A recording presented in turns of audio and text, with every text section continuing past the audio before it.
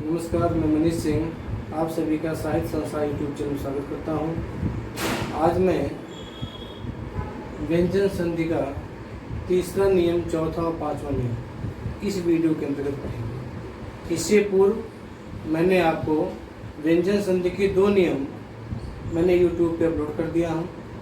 आप वहां से हमारे साहित्य संस्था चैनल पर जाएंगे और वहाँ पे आपको व्यंजन संधि, स्वर संधि, जितने भी वीडियो मैंने बनाए हैं सब आपको वहाँ वीडियो मिल जाएंगे, जैसे भी आपकी सुविधा के अनुसार। आज हम व्यंजन संधि का नियम 3 पढ़ेंगे। इसका नियम 3 क्या है? इसका नियम यह है,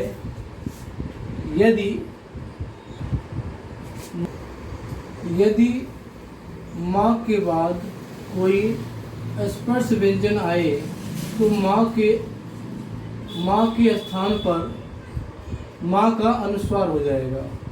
फिर सुनिए, नियम 3 क्या है? यदि माँ के बाद कोई भी स्पर्श व्यंजन आए, कोई भी स्पर्श व्यंजन आए तो माँ का अनुस्वार हो जाएगा। स्पर्श व्यंजन मैंने आपको इससे पूर्व वीडियो में बताया था। स्पर्श व्यंजन जो आपके ये हैं, जो मैंने लिखा इस साइड में आप देखिए, क वर्ग के अंदर जो 5 वर्ड है, च वर्ग के अंदर ट, त, प, ये जो पूरे हैं आपके स्पर्श व्यंजन हैं। इसलिए मैं बार बार कह रहा हूँ, अगर आपको व्यंजन संधि समझना है तो स्पर्श व्यंजन जो 25 वर्ड आते हैं इसके अंदर, इसको वर्गीय व्यंजन भी कहते हैं, तो इसको आपको दिमाग में बैठाना पड़ेगा। बिना अगर आप स्पर्श व्यंजन को क्रम से आपको अगर नहीं मालूम हो पा रहा है तो आप व्यंजन संधि नहीं समझ पाएंगे। इसीलिए मैंने स्वर संधि के पश्चात मैंने वर्ण विचार आपको वीडियो बनाया, जिससे हम इसको समझ सकें। तो ये क्या कह रहा है? यदि माँ, तो ये जो माँ है ये पहले शब्द की बात है। जो पहले शब्द का ये देखिए, ये माँ, पहले शब्द का अंतिम अक्षर दूसरे शब्द का पहला अक्षर ले जाता है संधि में। ये क्या है? ये माँ, तो इसकी बात हो रही है। माँ के बाद पहले कोई भी स्पर्श व्यंजन आए, क, च, ये स्पर्श व्यंजन, इसमें कोई भी प, फ, ब या त, थ, द, ट, ठ, ड कोई भी आए तो जब ये दोनों मिलेंगे, जब इसकी संधि होगी तो माँ का जो है अनुस्वार हो जाएगा। देखिए क्या कहा जा रहा है? यदि माँ के बाद कोई भी स्पर्श व्यंजन आए, ये माँ है, हलंत है, व्यंजन है, ठीक है। और यहाँ पर क्या है? क है, क्या है? क, स्पर्श व्यंजन है, क, ख, ग, घ। तो जब इसको हम संधि करेंगे, अनुस्वार मैंने आपको बताया था, अनुस्वार किसे कहते हैं? अनुस्वार इसे कहेंगे। हाँ पे जो बिंदी आ जाएगी और ऐसे उतर जाएगा, अहंकार। एकदम आसान सा ये नियम है, तीसरा नियम, ठीक है।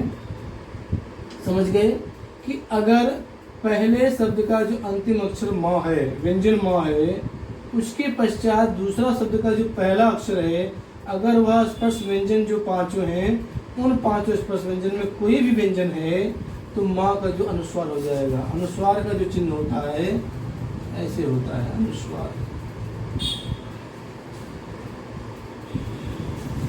और आपको ध्यान होगा, जब मैं वर्ण विचार पार्ट 1 पढ़ाया था, मैंने बताया था कि अनुस्वार और विसर्ग जो होते हैं वो अयोग्यवाह कहे जाते हैं। आचार्य किशोरदास वाजपेयी ने कहा है इसे अयोग्यवाह।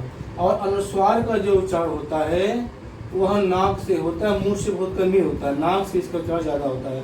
इसमें ज़्यादा अंग, अंगद, चंचल, ये मैंने आपको बताए थे कि अनुस्वार हो गए। अब ये दूसरा देखते हैं।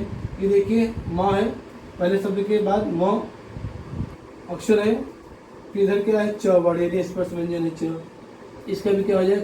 ये हो जाएगा, का पे ऐसे आ जाएगा, फिर यहाँ बिंदी यानी से अनुस्वार बोलते हैं, फिर ऐसा जाएगा किंचित, किंचित शब्द हो जाएगा। बहुत आसान सा है। अब यहाँ पर देखते हैं, तीसरा उदाहरण देखते हैं, सम धन गम। यहाँ पर हलंत है, हलंत इसलिए है कि ये व्यंजन है। अगर हलंत नहीं है तो फिर ये व्यंजन नहीं आएगा, यहाँ पर हरस आ जाएगा, ठीक है ना। ये पहचान मैंने आपको बताया था।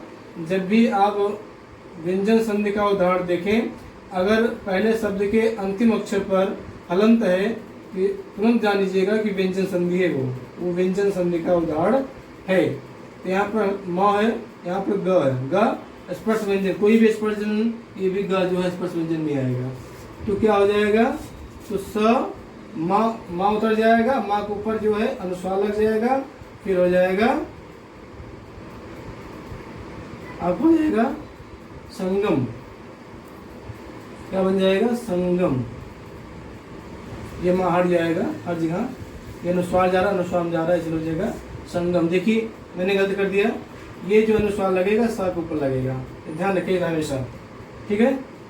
और फिर देखिए पम धन चम है, ये क्या है, अंतिम अक्षर म है, उसके बाद क्या है, पहला अक्षर क्या है, दूसरा देखो च है। क्या हो जाएगा, मैंने कोई भी स्पेशल व्यंजन, ये आ रहा च, ये आ रहा है, तो क्या हो जाएगा, पा लिखेंगे, पा के ऊपर आ जाएगा अनुस्वार, और फिर च और म उतर जाएगा, ये हो जाएगा पंचम। तो मुझे यकीन है कि आपको व्यंजन संधि का नियम 3 समझ में आ गया होगा। एक बार फिर मैं आपको साथ बताता हूँ। कहा जा रहा है यदि माँ के बाद, माँ, ये जो माँ की बात हो रही है, ये पहले शब्द की अंतिम अक्षर की बात हो रही है, पहला शब्द जो ये इसकी अंतिम अक्षर की बात हो रही है, ये इसकी बात हो रही है। उसके बाद कह रहे हैं स्पर्श व्यंजन, ये 25 स्पर्श व्यंजन है, यानी इस माँ के बाद कोई भी स्पर्श व्यंजन आ जाए, का आ जाए, छ आ जाए, टा आ जाए, डा आ जाए, दा आ जाए, था आ जाए, कोई भी आ जाए तो जो है अनुस्वार हो जाएगा, ठीक है। आइए नियम 4, आइए देखते हैं हम लोग नियम 4। कहा जा रहा है नियम 4 में, यदि त और द की बाद ला रहे, यानी ला आए, तो त और द ला में बदल जाएगा। मैं बार बार कह रहा हूँ, ये जो शुरुआत की जो व्यंजन वर्ण है, इनकी जब बात होती है, ये जो उदाहरण में लिखा हूँ, उत्धन लेख, उत्धन लाश, ये जो है पहले शब्द के अंतिम अक्षर की बात, त और द के स्थान पर ला में बदल जाएगा। आप देखिए कहा क्या जा रहा है, अगर त और द हो, पहले शब्द का अंतिम अक्षर, ये बात हो रही है। उसके बाद कह रहे हैं अगर ला है, यानी दूसरे शब्द का पहला अक्षर,